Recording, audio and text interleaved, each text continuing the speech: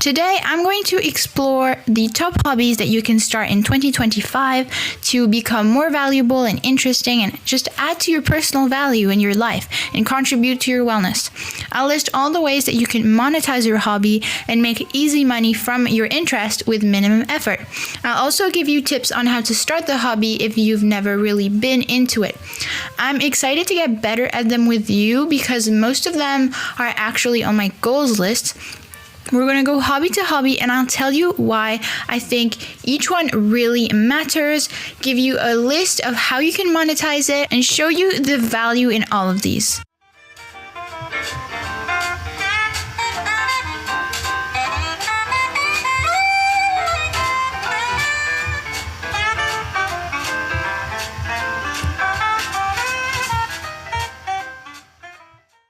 I really think that the following hobbies are also especially important for young people and for young women so that they don't get eaten alive by our slowly more digitalized world. But they're all also great for men to do, obviously. But they're all hobbies that do not include screens, or at least if you don't monetize it, they don't include screens. They are real grounded life interests that will add to your life. They're all simple, but they're so overlooked. And because nobody cares about them anymore, that's why it makes you more valuable to develop that skill and have that hobby. I'm going to start with the simplest one, but also the one that is the most important because it's like the base, the pillar for all the rest that I'm going to say. I'm going to start with reading. And yes, before you click off this podcast, hear me out. Think about it for a second. In 2025, at least in my surroundings, maybe in your surroundings, all your friends read, but at least I feel like where I live, with all the constant scrolling and quick dopamine hits, people don't read anymore, like really read. People my age, but also people that are older. So reading is really amazing because not only does it train your focus and it feeds your creative mind and it helps you think better and speak better, which all links into the following hobbies and skills that I'm about to share later. But that's why this first one is really the building foundation and the pillar to all the rest. Plus, when you find books that you actually enjoy, learning and becoming smarter literally isn't a chore anymore. It becomes fun and enjoyable. Growth isn't supposed to feel like a punishment. And it's honestly really sad to see how rare it's becoming, but that's exactly why it's powerful. The girl who reads, and it's also, I like the reading aesthetics on Pinterest to romanticize it, but the girl who reads, who's well-read, is interesting and intelligent and rare. That makes her valuable. I know that at school, I don't know, when the others would be doing other stuff or like fighting, I was just reading, and then someone told me, oh my gosh, you're so classy, like you read. And I mean, maybe my outfit had something to do with it, but I had a pretty basic outfit, and reading immediately made me classy. So if that's not a sign, and it hasn't been a big problem for me, reading, because I grew up with reading and I always loved it. Like the second I could read, I really loved it. But for the people who think they don't like reading or struggle with it, I saw a quote that went, "There is no such thing as a child who hates to read. There are only children who have not found the right book." And you're not a child, obviously, but you can see the child in yourself that doesn't like to read, and this says a lot. You have to find whatever book on this planet you enjoy, and there are literally millions of different stories, different universes that were made from scratch in someone's mind and that they wrote it down and you can dive into at any moment. If you told yourself you hated reading growing up because your parents or your teachers forced you and so you developed hate around it, or for another reason, it's time to decentralize the thought that reading is a chore. Reading is beautiful and fun, and it's so mind-expanding. Like, you can learn everything. I mean, now there's the internet, but before people would learn everything, and they would know more sometimes, which, is kind of hard to understand how that happened. But if you have trouble reading because of a short attention span, this becomes a perfect goal and a perfect challenge. Instead of beating yourself for every time you read, you want to do something else. It becomes your goal and something that you can achieve. And first of all, find an enjoyable book and then read it 5 minutes every day and keep building on that. It's so easy. And to keep you accountable and make it more fun, you can join a book club and romanticize it, and or just make one with your friends, or even just one bestie. Like, it can work, or even with your parents if you want to. There are actually multiple surprisingly easy ways that you can monetize reading. So this is going to motivate you to start reading, because you can make a pretty decent side income by writing book reviews for specialist sites and earn money for it. You can join online book clubs that pay reviewers. You can freelance as a proofreader or beta reading if you're a grammar nerd. You can start a book-focused blog on your YouTube channel. Just create a website. Or you could narrate audiobooks, because some platforms will pay you to read books aloud as audiobooks if you have a nice articulate voice, which actually perfectly links into the next one, because my next one is speaking well, or public speaking, and just overall communication.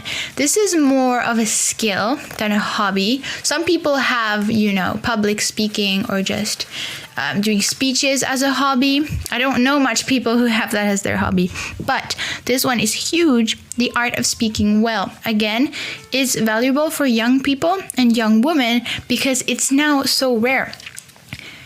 You have to agree that now we live in a world that is full of basically no shame, because I catch myself doing it too, because I'm surrounded by people who fill their sentences with basically I was going there and blah blah blah.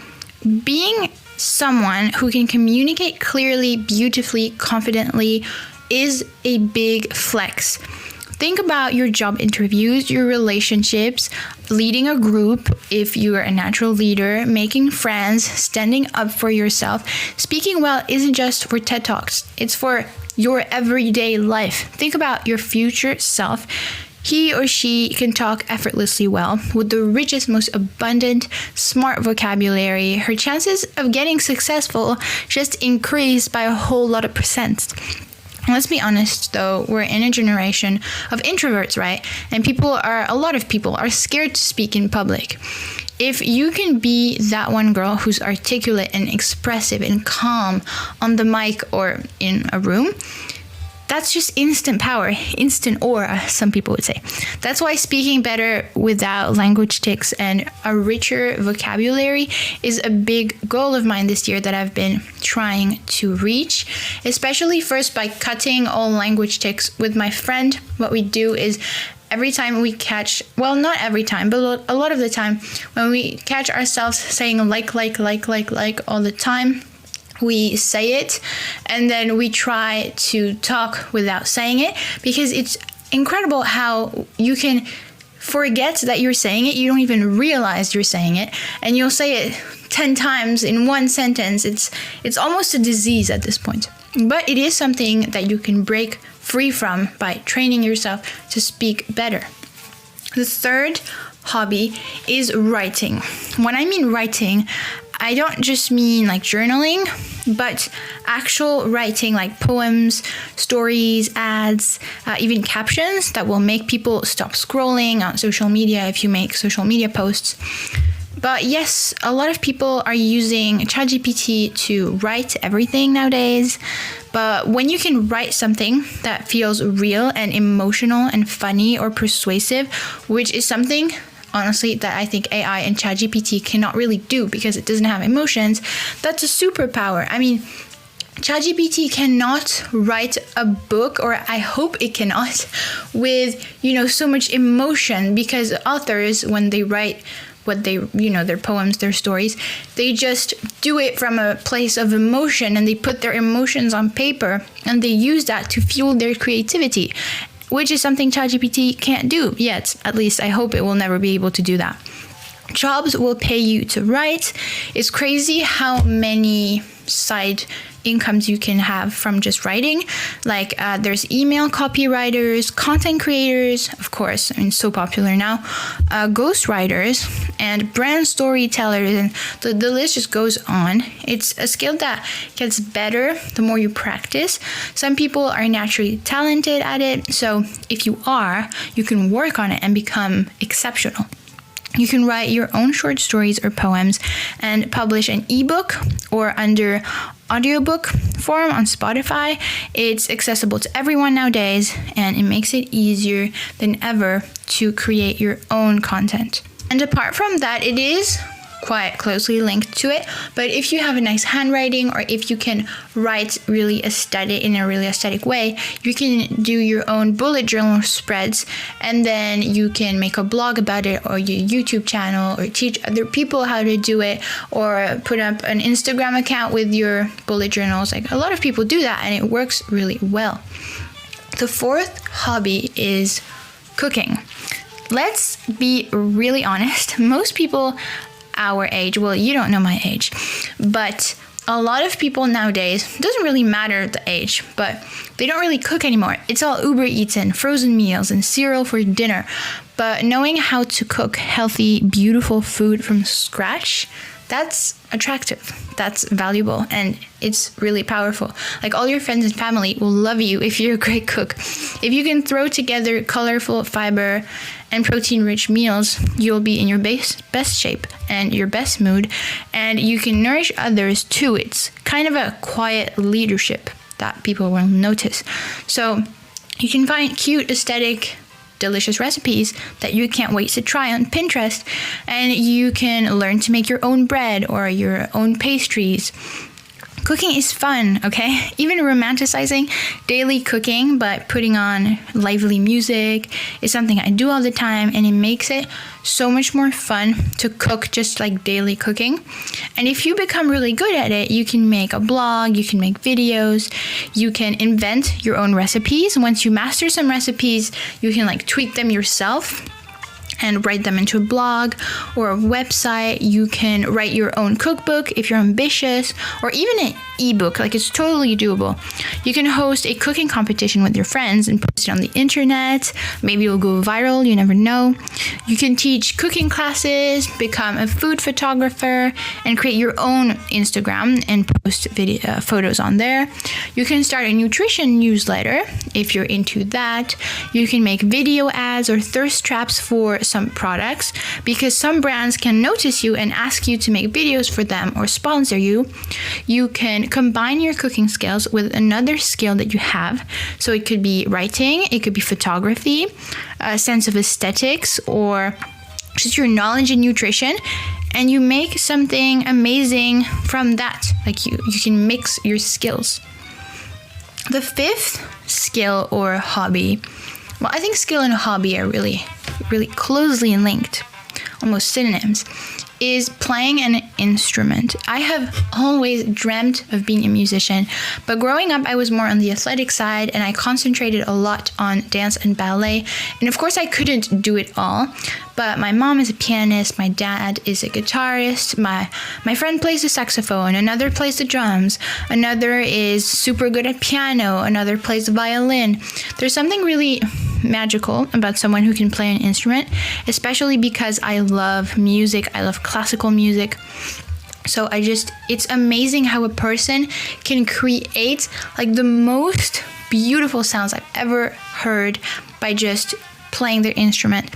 But it is scientifically proven that playing an instrument can make you smarter by improving your brain performance in various ways, like stronger memory and brain structure, better focus and discipline, improved language and reading skills, and just overall, musicians have a tendency to higher IQ, and also the skill to, I don't want to say separate the parts of your brain, but you know when the left hand and the right hand are doing a different thing, that is also going to change your brain in a positive way. And playing music is creative, it's emotional. When you see the pianists that are playing, you can see like the emotions on their face when, professional pianists or professional music players, and it's really timeless too. And in 2025, the attention spans are low and the music is AI generated in 5 seconds. So people who actually know how to create music are rare and special. It teaches patience and discipline and soul. I think same for sports, honestly. But even if you just strum guitar chords or just learn piano basics, it's a skill that separates you from the noise. Even, several times when I was little, I tried playing instruments, the piano especially, because my mom would inspire me. But since my mom was a teacher, it is a saying that your parents shouldn't be your teacher sometimes. And I would just give up because it was just, to kind of experience new things. Even if it doesn't become like a lifelong hobby, it can just be something that you can do to experience new things. The 6th hobby is crafting, sewing, embroidery, crocheting, like everything that encompasses crafts. This one is for my crafts girls, if there are any. Most people just, type fast or scroll well, but creating with your hands is art, it's tradition, and it's really feminine. Like, I don't know if you knew, but in general, the part of the brain that operates for precision work and minutious work is more developed in women. It's not just a myth that women are better at handicrafts. It's a fun fact I learned from my mom, being the biology teacher that she is. It could be anything that you create with your hands, sewing, crochet, embroidery, or even woodwork. It gives you this sense of pride that you made something from scratch, and, it harvests your creativity. And it's a really good opportunity to create a side hustle. It has a big side hustle potential. It's pretty obvious, so I won't list a bazillion things. I am about to list a bazillion things, but you can sell your creations online, and whatever you're making, the crafting potential is infinite. My bestie is super talented at crocheting.